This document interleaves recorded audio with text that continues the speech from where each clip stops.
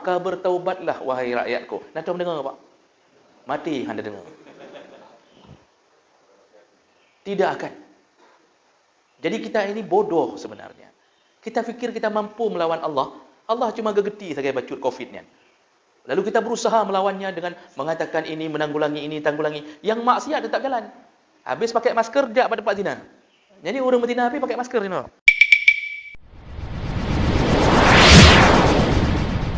Zawalul amni wal itmi'nan anil afrad wal mujtama'at. Yaitu Allah cabut atau hilangnya rasa aman.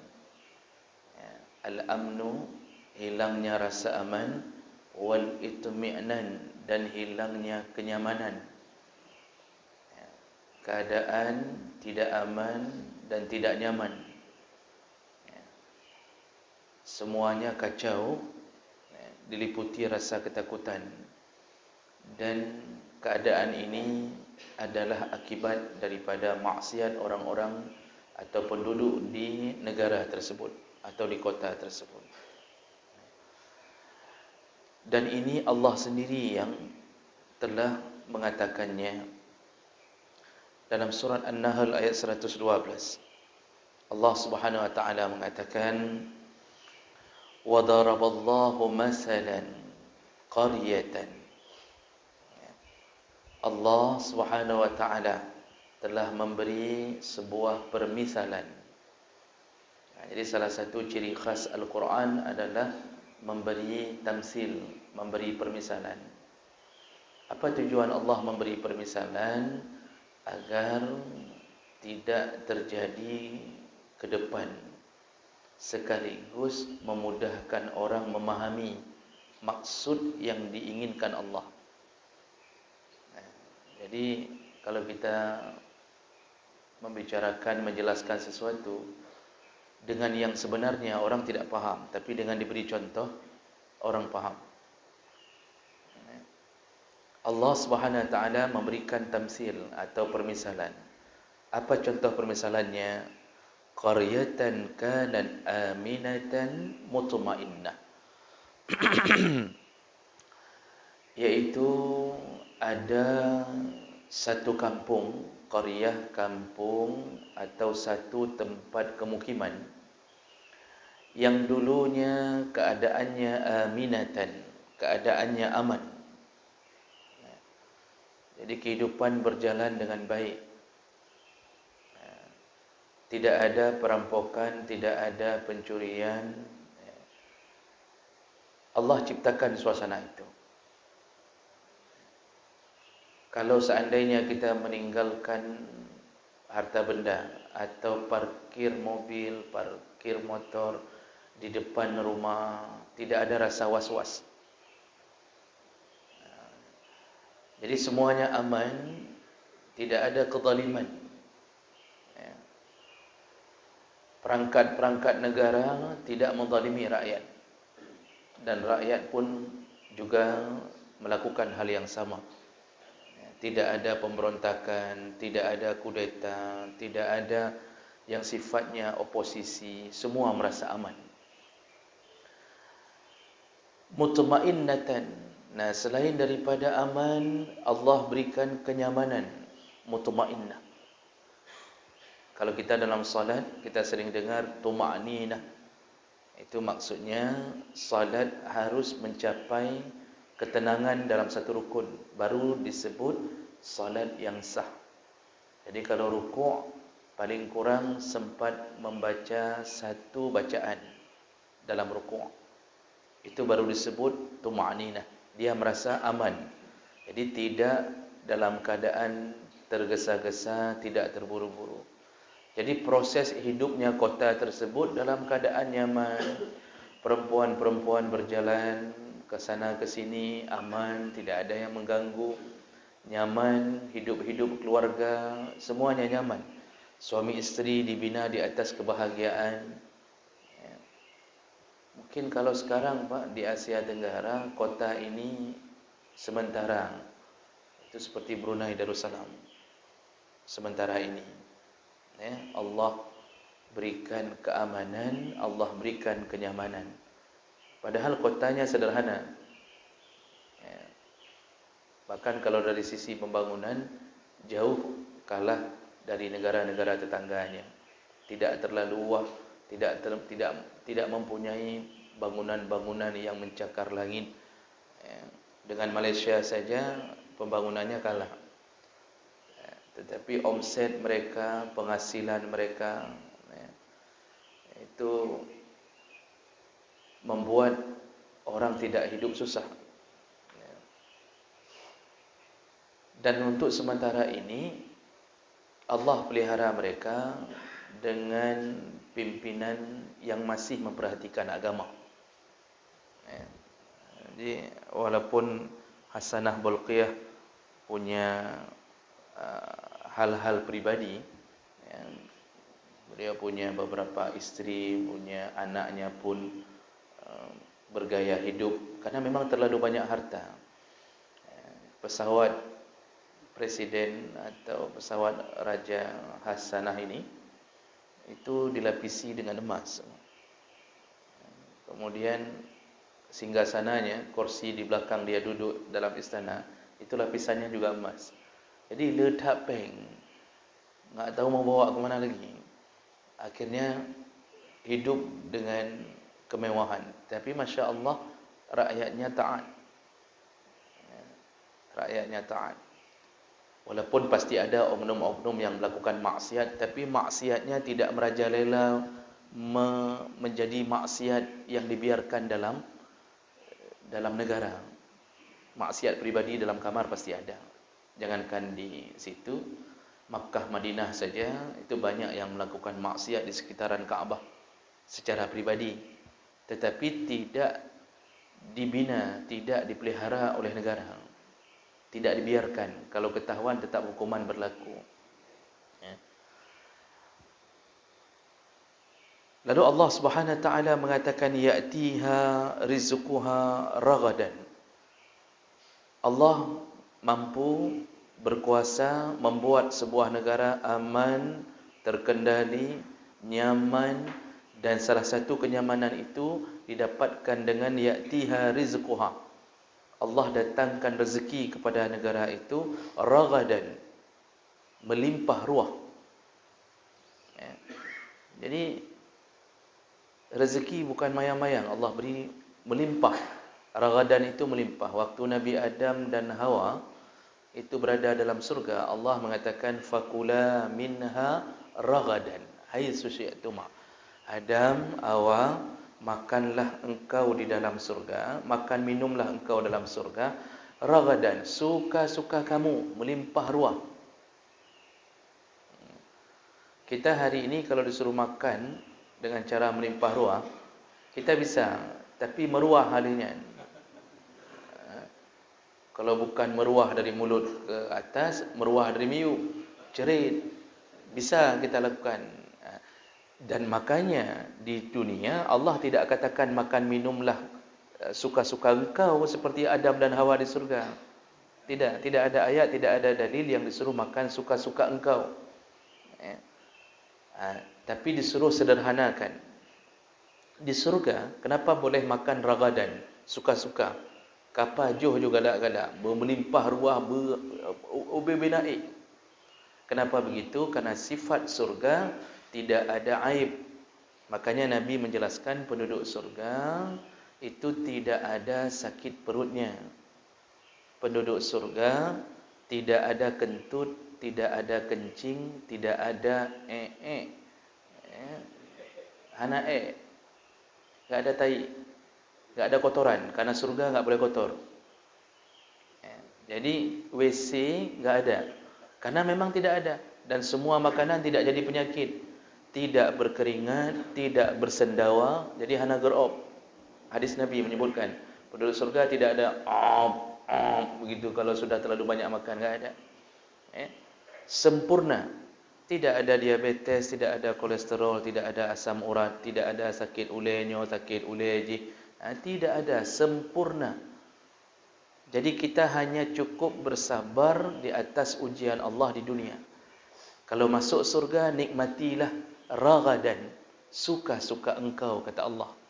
Makanya dalam tafsir ketika menggambarkan tentang ayat-ayat surga, itu kehilangan kata-kata ahli tafsir untuk menggambarkan kenikmatan surga. Kehilangan kata-kata. Hanya doa cara syarah.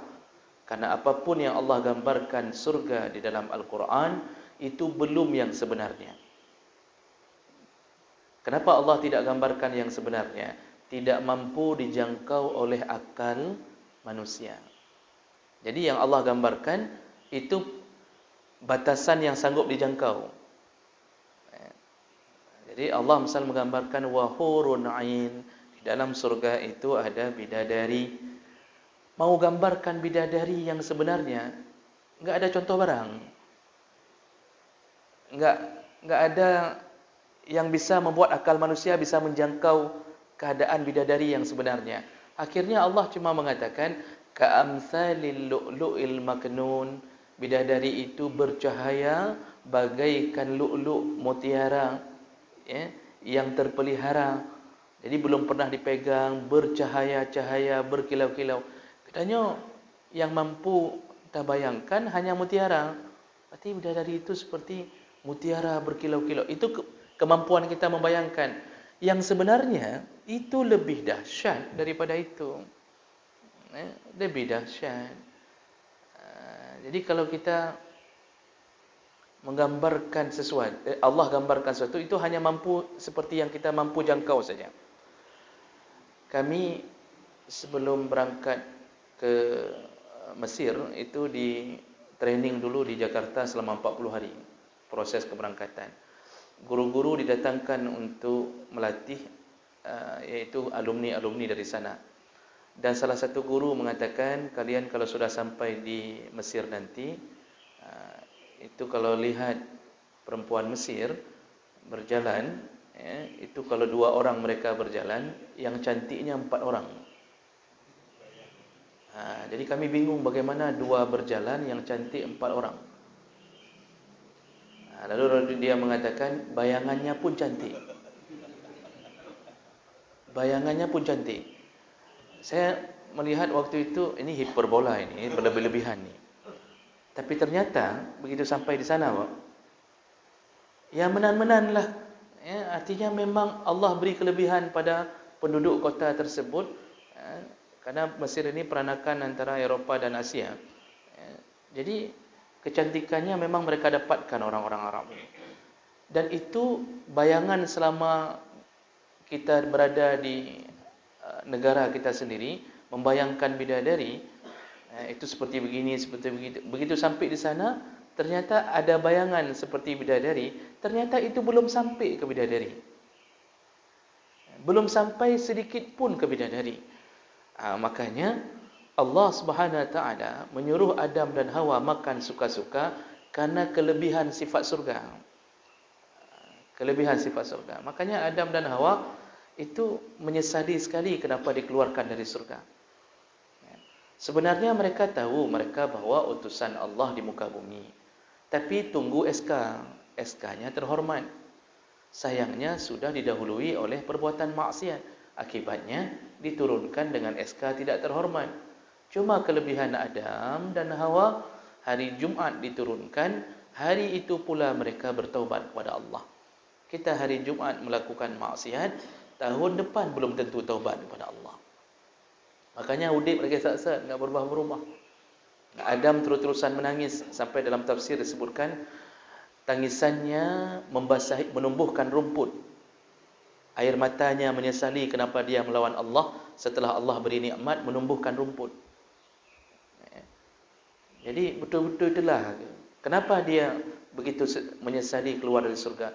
Karena Adam telah melihat kuasa Allah di atas kenikmatan surga. Kita ini diberi ujian oleh Allah untuk membayangkan, itu namanya iman. Percaya sajalah, percaya sajalah. Tapi kita belum merasakan yang sebenarnya. Maka Bapak Ibu melaka Allah bisa pelihara satu kota, ya, dengan keamanan, kenyamanan, dan Allah bisa berikan rezeki melimpah ruah. Jadi rezeki itu datangnya min kulli makan, dari semua sisi. Jadi semua pertanian, Masya Allah, panen hebat. Kemudian perkebunan, buah-buahan luar biasa tumbuh. Lalu gaji orang melimpah ruah. Gaji itu selain daripada gaji pokok, ada gaji batang, ada gaji cabang. Itu belum kena tunjang sana, kena tunjang sini. Kedai-kedai kena setiap bulan 10 juta gaji. Itu Allah bisa pelihara keadaan seperti itu. Faktornya antara dua model. Allah pelihara karena Allah sayang kepada penduduknya, atau yang kedua Allah pelihara karena Allah memberikan istidraj kepada penduduknya. Jadi karena terlalu bermaksiat, Allah bisa pelihara juga dengan rezeki yang melimpah ruah. Tapi tujuannya agar penduduk ini istidraj, mendapatkan istidraj, diulur-ulur oleh Allah. Pebut je maksiat. Sampai ketika digulingkan, mereka tidak sempat bertaubat. Negara-negara kafir rata-rata mendapatkan istidraj. Negara kafir mendapatkan istidraj. Israel itu kalau kerja, itu gaji paling kurang 15 juta di Israel. Kenapa saya tahu? Salah satu teman saya dari Afrika, dia melamar ke Israel untuk dapat kerja. Diterima. Dia kerja di Israel. Gaji paling rendah itu sekitar 15 juta. Itu sudah gaji paling rendah. Jadi kurma tumbuh subur. Buah-buahan luar biasa. Air selalu cukup. Padahal itu negara yang paling hebat melawan Allah dan menyiksa hamba Allah yang Muslim. Tapi Allah pelihara rezeki mereka. Cuma faktor dia pelihara, Allah ulur. Pebut laju, galak-galakkah laju. Terus sampai waktunya Allah berikan azab. Eropah mendapatkan istidraj seperti itu. Kafir melawan Allah, khianat kepada Allah, kemudian membenci Muslim, membenci Islam, memburuk-burukkan Islam, tapi Masya Allah mereka bisa mendapatkan rezeki melimpah ruah. Ini salah satu daripada azab yang telah direncanakan Allah dengan memberikan istidraj. Allah bisa pelihara negara dengan keadaan seperti itu. Datang rezeki dari segala segi. Makanya Bapak Ibu yang dimuliakan Allah, salah satu bentuk kasih sayang Allah adalah memberikan rezeki kepada hamba. Maka jangan pernah khawatir tentang rezeki. Karena rezeki ini turun dari Allah, bukan dari usaha kita. Usaha tidak berusaha tetap rezeki dapat. Sekali lagi, usaha tidak berusaha rezeki tetap dapat. Cuma bedanya yang berusaha cepat dapatnya, yang tidak berusaha abta' minhu, kata Rasulullah, lambat dapatnya. Malas-malas dapat tapi lambat. Kalau sudah cerai baru dapat. Waktu berkahwin hana minta rezeki duk kai leke cerai lenang, isteri sudah mengatakan ceraikan saya. Hai aku mudik lagi aju-aju. 10 lebih ni juk tiuro lelaki engkol gurami suruh masak. Padahal 10,000 kasih belanja. Kita enggak mau kerja. Allah buat kehidupan yang seperti begitu. Sudah bercerai baru keluar rezeki itu. Waktu menikah tidak mau cari rezeki. Jadi Bapak Ibu yang dimuliakan Allah, ini contoh kota yang paling aman. Lalu apa yang terjadi berikutnya? Fakafarat bi an'umillah, dan mulailah penduduknya kafir. Arti kafir di sini adalah mereka mulai kufur dengan an'umillah, dengan nikmat Allah. Mulai kafir dengan nikmat. Kufur nikmat, mengingkari nikmat. Model mengingkari nikmat itu apapun yang Allah beri dijadikan sebagai bahan untuk bermaksiat. Itu maksudnya. Kita nikmat ada pada badan, ada pada tempat, ada pada segala hal nikmat kita. 31 kali Allah ulang-ulang dalam surah Ar-Rahman, fabi ayyi ala'i rabbikuma tukadziban. Mana nikmat Allah yang bisa engkau dustakan? Maksudnya kita ini hidup dalam nikmat. Hidup kita dalam nikmat. Lalu kita mulai durhaka di atas nikmat. Allah beri tangan, tangan kita gunakan maksiat. Urau malam jarum maksiat. Jadi kita duduk hanya untuk mencatat nomor buntut. Ini tangan yang bermain. Orang kecelakaan bukan kita tolong dulu, kita lihat nomor BL-nya. Mata bermaksiat, tangan bermaksiat, kaki tidak pernah kita ajak ke masjid, selalu kita gunakan untuk tempat maksiat. Ada mobil, ada motor. Berapa kali motor itu parkir di depan masjid? Berapa kali mobil parkir di depan tempat-tempat pengajian? Tapi kita tidak pernah bawa mereka. Kita bawa ke tempat maksiat, bawa ke maksiat. Kita punya isteri, nikmat. Bahkan nikmat terbesar bagi laki-laki adalah isteri. Isteri, apalagi isteri salihah. Kalau kita dapat isteri saja sudah nikmat, lalu kita durhaka di atas nikmat itu. Kita biarkan isteri terlantar, kita tidak kasih nafkah, lalu kemudian kita biarkan isteri bermaksiat, pakai celana ketan, kemudian pakai perhiasan-perhiasan melebihi ukuran seorang muslim. Ini kita kufur nikmat. Salat tidak, bayar zakat tidak, padahal yang kasih rezeki Allah. Semua kufur nikmat ini Allah Subhanahu wa taala mengambil tindakan di atas kufur nikmat tadi. Apa tindakan Allah? Fa azaqahallah libasal ju' wal khauf, maka Allah mulai membalas mereka, menimpakan mereka libas al-ju', pakaian kelaparan, wal khauf, dan pakaian ketakutan. Jadi Allah beri pakaian kelaparan, pakaian ketakutan. Kenapa Allah memakai kalimat libas? Libas itu pakaian. Libas dalam Al-Quran ini itu dimaksudkan Allah sebagaimana engkau memakai pakaian, begitulah kelaparan dan ketakutan menempel pada dirimu. Ini baju pak melekat. Kalau Allah sudah marah di atas kufur nikmat hamba, Allah tidak mengatakan kuturunkan kelaparan dan ketakutan, tapi Allah memakai kalimat libas, iaitu pakaian kelaparan dan ketakutan. Pakaian itu nempel, kemana-mana kita pergi, kita bawa pakaian.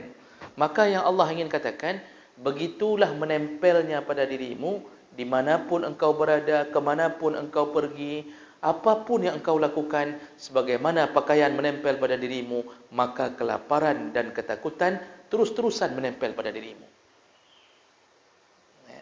Hala-hala, semua gagal.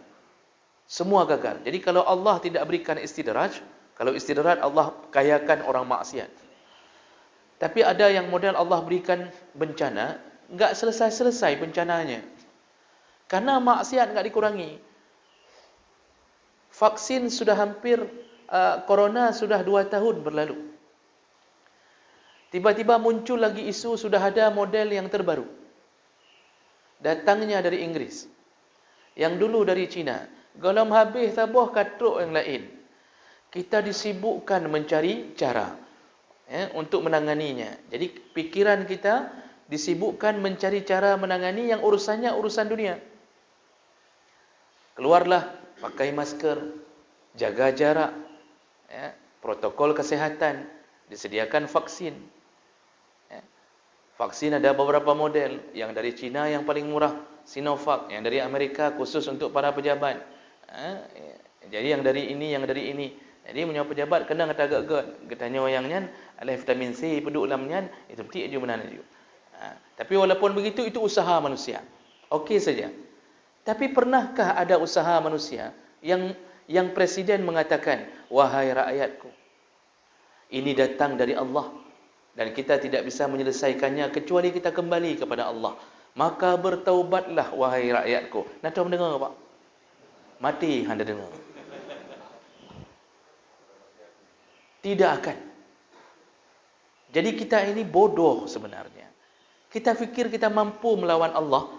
Allah cuma gegeti sebagai bacut COVID-nya. Lalu kita berusaha melawannya dengan mengatakan ini, menanggulangi ini, tanggulangi. Yang maksiat tetap jalan. Habis pakai masker, jak pada tempat zina.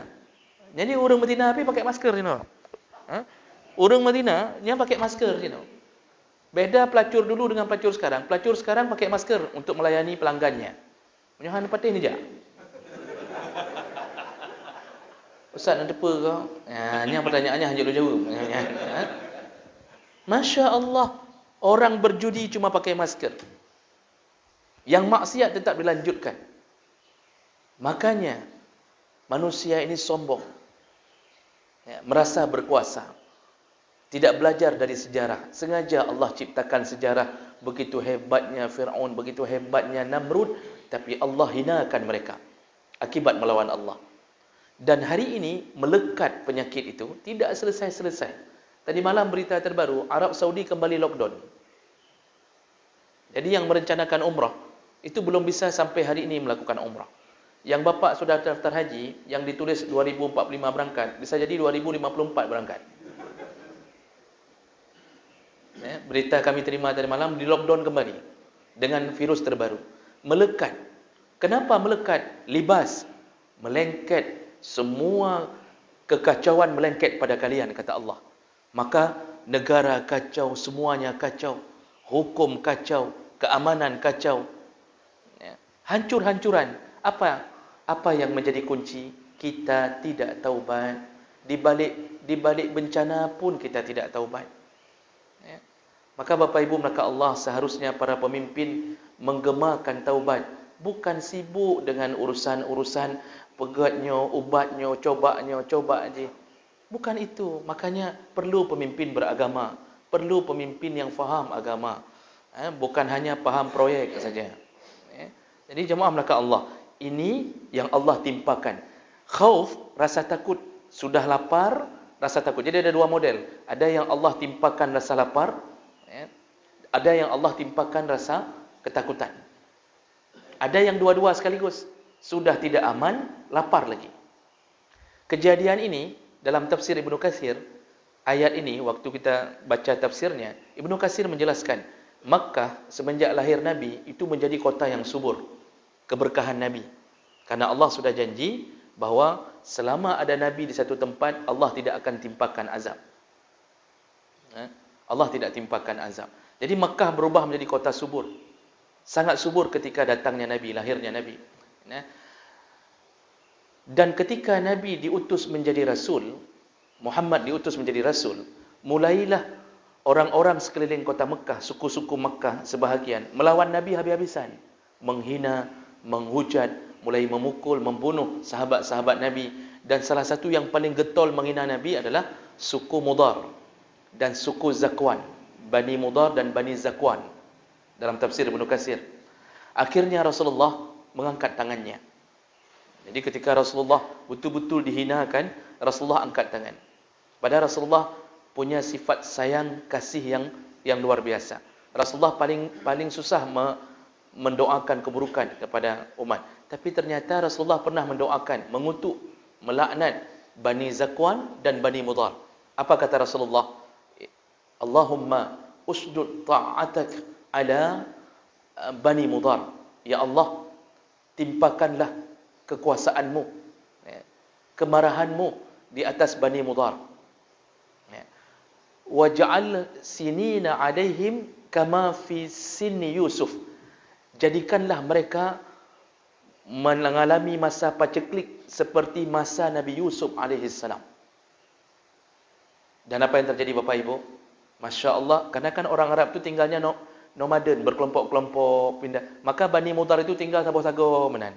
Nanti Bani lain tinggal satu jadi enggak hanya mencampur-campur. Yang katanya dalam kampung kan mencampur-campur. Mereka kalau yang suku Bani Mudar ke sana. Maka semenjak Nabi mendoakan itu, Bani Mudar tidak lama kemudian ditimpa rasa kelaparan, penyakit, dan mereka benar-benar hancur di dalam doa Nabi sallallahu alaihi wasallam. Jadi betul-betul panen gagal, semuanya gagal. Miskin luar biasa. Itu Bani Mudar. Ini akibat daripada mereka menghinakan Nabi. Inilah contohnya. Kita hari ini tidak mengatakan Nabi Muhammad begini-begini, tapi kita hina Nabi. Kita juga termasuk orang yang bisa menghina Nabi. Kapan? Ketika Nabi mengatakan iza amartukum anhu fa'tu minhu mastata'tum. Kalau aku menyuruh kalian sesuatu, lakukanlah semampu kalian. Wa iza nahaitukum, kalau aku melarang sesuatu, fajtanibuhu, maka jauhilah. Orang hari ini tidak menghina Nabi. Bahkan kalau kelahiran Nabi habis-habisan memuliakan Nabi. Tapi tanpa sadar, walaupun kita melakukan model-model kecintaan pada Nabi, intinya ada orang-orang yang menghina Nabi dan dibiarkan oleh pemerintah. Apa dia? Mereka yang ketika Nabi suruh salat, mereka tidak salat. Yang Nabi larang makan riba, mereka makan riba. Yang Nabi larang berzina, mereka berzina. Yang Nabi melarang game judi online, mereka main game judi online. Nabi pernah melarang game judi online. Maksudnya begitulah. Semua dilakukan. Berarti menghina Nabi. Kalau sudah datang penghinaan kepada Nabi, maka maksiat merajalela. Di saat itulah turunlah azab Allah. Di ujung ayat Allah mengatakan, untuk apa Allah turunkan itu semuanya? Bima kanu yasnaun, iaitu akibat daripada perbuatan mereka sendiri. Ini catatan terakhir. Allah bukan mengazab, tetapi mendatangkan, menghadiri undangan azab. Allah mendatangkan undangan. Yang undang siapa? Hamba. Nabi kamu azab ya Allah, nazab kamu. Caranya bagaimana? Maksiat. Kan Allah sudah bilang, engkau hidup dalam nikmat. Jangan undang azab. Jangan melawanku. Melawan juga. Melawan juga. Bapak Ibu, coba lihat masa Allah salat Jumaat. Yang enggak salat Jumaat, itu mungkin kalau kita hitung persentase, Pak, yang 25% sampai 40% itu tidak salat Jumaat. Bapak lihat orang-orang yang berada di laut, jalur-jalur laut, yang menyokau roh Jumaat, yang hanam laut. Sebagian orang ingin memuliakan Jumaat. Kalau hari Jumaat tidak pergi melaut. Tetapi apa? Duduk dalam jalur. Hana Jumaat ni ada, Pak. Hari Jumaat baru berangkat. Walaupun tidak semua, tapi sebahagian mengakukan itu. Belum lagi yang di kedai-kedai kopi, yang di rumah-rumah. Belum lagi tukang-tukang yang bangun masjid. Bangun masjid, waktu Jumaat, dengile, piyo, hana semayang. Habis orang Jumaat, baru dia masuk. Kita bilang Yahudi, tak bisa bilang. Padahal lebih hebat Yahudi. Kerja bangun masjid, sama kayak penggali kuburan. Kerja gali kuburan, yang tinggal ke mati, membacuk pihak. Inilah kita.